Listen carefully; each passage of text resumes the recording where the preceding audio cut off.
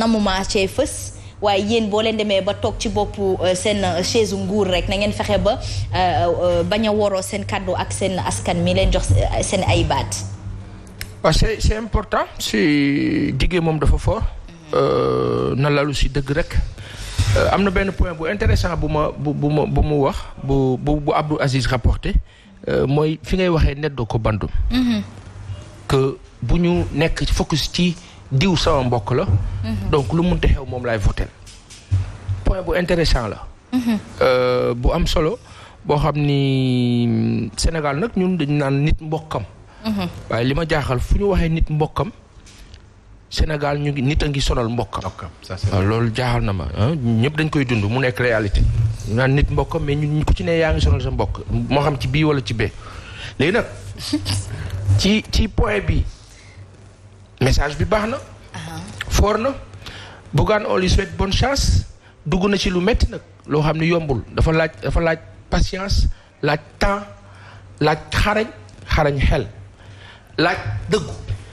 Pastef mooy fond bu am doole loo xam ni daf lay mooy dara du la si dindi ci ngaa nekk nga taxaw si nit ñi nag fekk si la mais c'est sur la durée dafa laaj fi nekk ni dina dépenser dina def lu ne yàlla na yàlla dimbali ko du yomb dafay laaj moom mu am patience su egg ci yàlla defal ko ci xéwul te mu nekk bis bu cay egg lu gën ci moom gën si nit ñi may wax rek ne li nga ma junjal noonu. waaw géostratégie ak géopolitique déjà man comprendre ma ko te bëri naa si ay morom baay lu géostratégie ak géopolitique mën daal réew mi. géographie.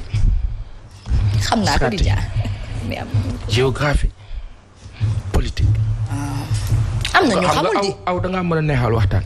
moo jaam mi ngi tiit di nan ma géographie ngi tiit de. ma ne ko xam naa de waaye am na ñu xamul. ka mën a neexal waxtaan nga ab ruubekat nga itam. yaa ma yar nag yaa sama baay. waaw waaye ruube ba baax ci wàllu liggéey ba baax la baax la. très bien. xam naa benn affaire. bay waxee géostratégie wax géopolitique wax ne Sénégal dafa nekk ci benn diggante Sénégal dafa toll diggante de. Sénégal dafa mel ni jigéen boo xam ne moom la ñëpp di wër. waaw te la de le Sénégal du la Sénégal de le. waaw dafa mel ni jigéen boo xam ni ñëpp moom la yaa wër. dem dafa am lu xew la mag dem la xew dafa am la ngande la xew dem. coalition le peuple coalition citoyenne le peuple Clédor Sène Dame Mbodj ak ña mel ni ñoom fës ci lool. ñoo doon waxtaan démb ak sénégalais yi via la presse waxtaan yi am yëpp démb wax nañ fi premier ministre wax nañ fi déclaration yi génn yëpp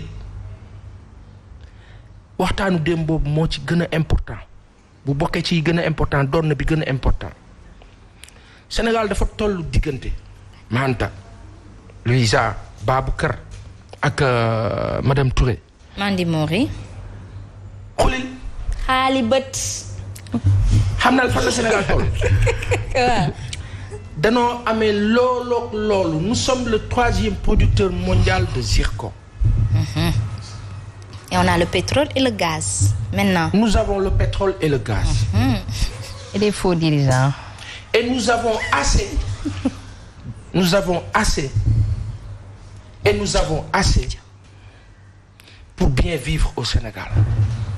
Et nous avons assez pour contribuer au bon vécu en Afrique. waaw. Nous avons assez pour gën a nekk dëkk bu gën a représentatif bokk ci ñi gën a représentatif ci àdduna bi ci wàllu économie.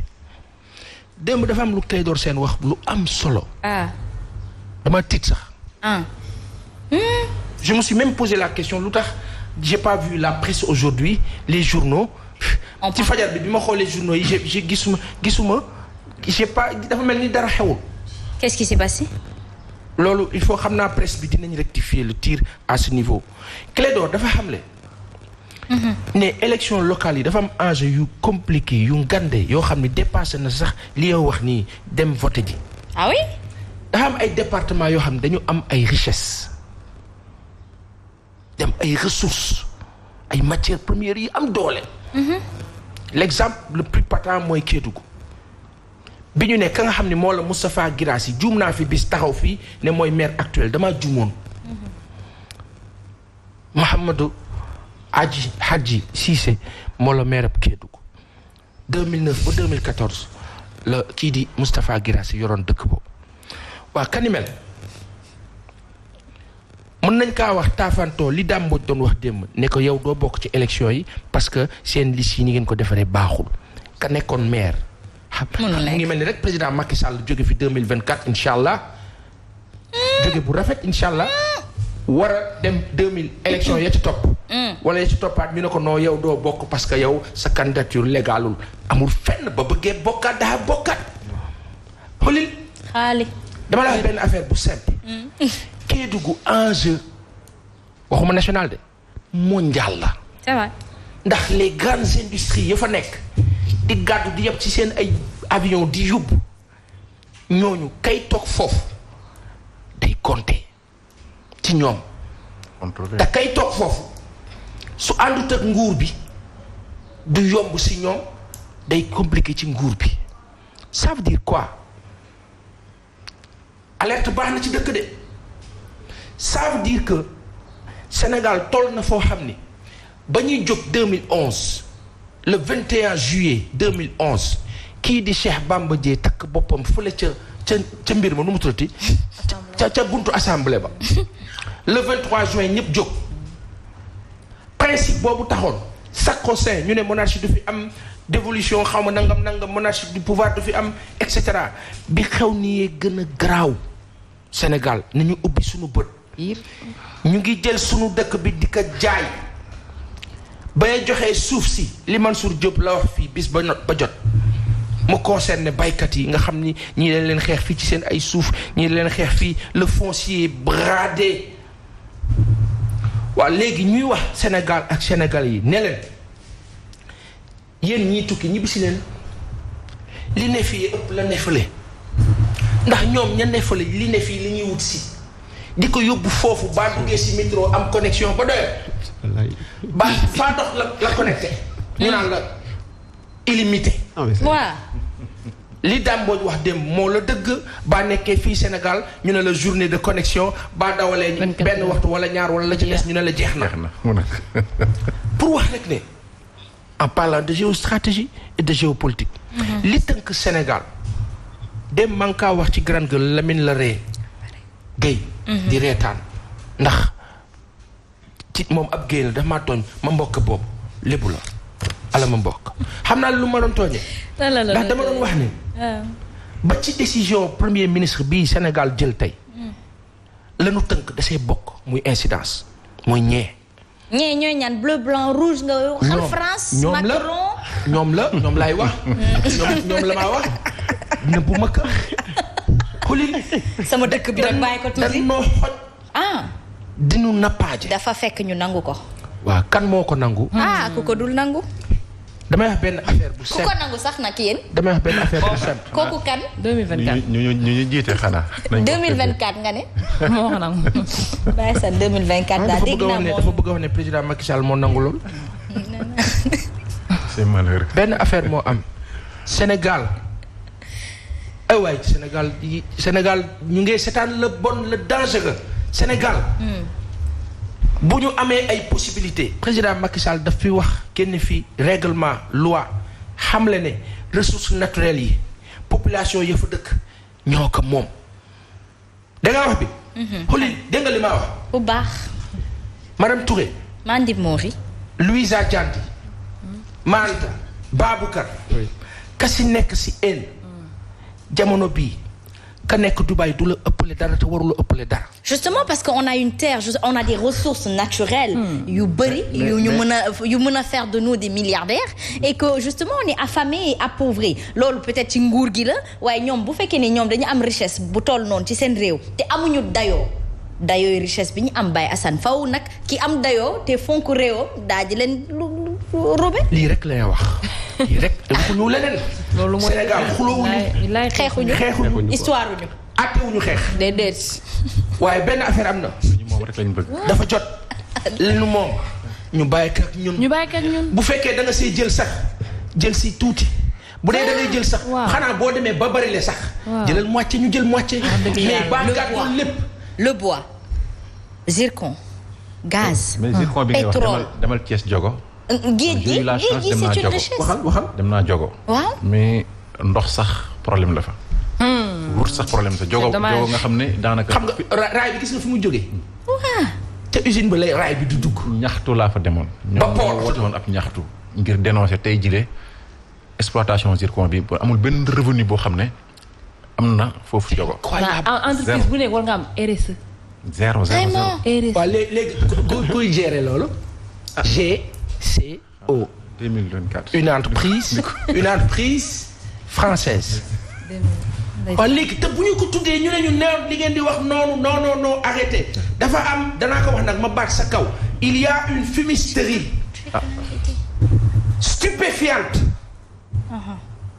de malédiction ba am Sénégal danga kaa wax fii il y a une fumisterie stupéfiante de malédiction bu am Sénégal ka si nekk sa affaire ba baaxee nga def sa poste ba melee ni man waxuma ñëpp la de ba melee ni man li ngaa def mooy ñi ci des dañoo bare wax ce gosse là il est fatigant c'est qui ce garçon là qu'on met à l'écran muy wax nii day wax benn affaire sénégalais yii xoolal ndaw si toog fii bërki démb yor doomam sama yaram dafa doon daw bis bu jot madame Dramé di recevoir du social des gens à soigner ici 24 heures sur 24 ndaw si doomam la yor mu ne ma le 1er décembre xale bi buñ ko opéré wul la yàlla xam doy na yàlla def ci sutura. il faut que dans ce pays bu fekkee nit ñi mënuñoo faju bu fekkee nit ñi mënuñoo dund pourquoi parce que Sénégal dafa am ay possibilités ñu jël ko bloqué ko nii am ñenn ñi see dund ña ca des nekk fële quand des Sénégalais sont milliardaires via la région de Kédougou que dëkk sa dëkk ba nga ne ko doo fi doon maire parce que jàpp nga ni boo daw nee maire moom day protéger intérêt yi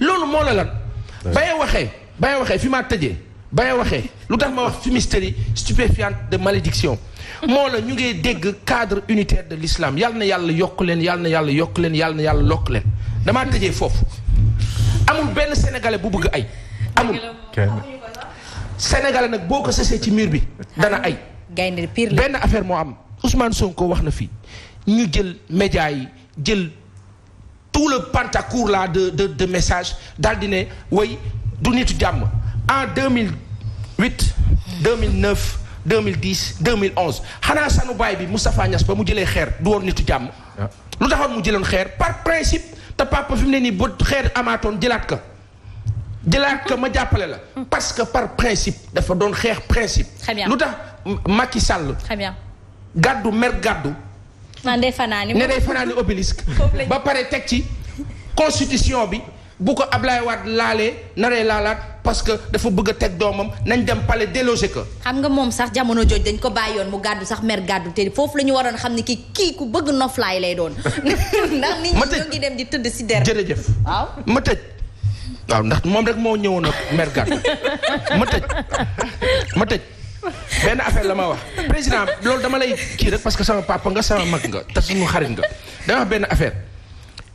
ñun dañoo bëgg président Macky Sall sunu xol te yàlla seede na ko ndax bi nga taxaw fii la bañ pour moom dafa amoon lu tax principe la woon principe boobu lañ koy wax ne ko moom demam dafa war a rafet dafa war a pare 2024 incha allah Sénégal yëpp taxaw ndiiraan ko di ko tàccu di ko ñaanal yàlla mu ngi nii 2022 2023 mooy jiite Union africaine ngeen foog loolu la yomb la. très bien ba tegee premier ministre nag bii mu teg jublu ci liggéey bi yàlla nag si yàlla dimbali mu am ci ay succès waaye faw mu fi taxu. ñu ànd ak moom jàppale ko won ñi nga xam ni ñoo ko tënk ni leen yéen seen ressources yi il faut que ngeen bàyyal ñu ko li nga wax ci Diogo li nga wax ci autoroute péage li nga wax ci leneen ak leneen waa Parcelles li ñuy wax Parcelles Assainies ci ndox mi nga jël ndox mi jox ko groupe Suez di groupe français Bernard Camus jiite ko ñu def la neex fañ jëm ak ñun ndox amul nit ñi bu ñu ñaxtoo ñu ne dañoo bëri histoire bëri problème boo relater les faits ñu ne la yow partisan de l'opposition nga léegi nga xëy naan ñu signé leen charte boo xam ni lu mënti xew bu kenn wax kaka fi signé ba suba di nga bëgg a wax mu tëla monsieur Sonko je suis d'avis avec vous et je partage Sénégal jàmm mu ngi nekk ci constitution bind na lépp luy yoon ci la ne ba nu kenn indil jafe-jafe Aïcha mi ngi noonu ñu di ko jaajëfal bu baax a baax moom Baye Assane et justement bokk na ak ñu bëri xalaat ndax Sénégal fi mu toll jamono ji depuis 2012 am na ku koy bind mu naan depuis 2012 dafa mel ni dañu xoj te loolu pour man gàcce la gis ngeen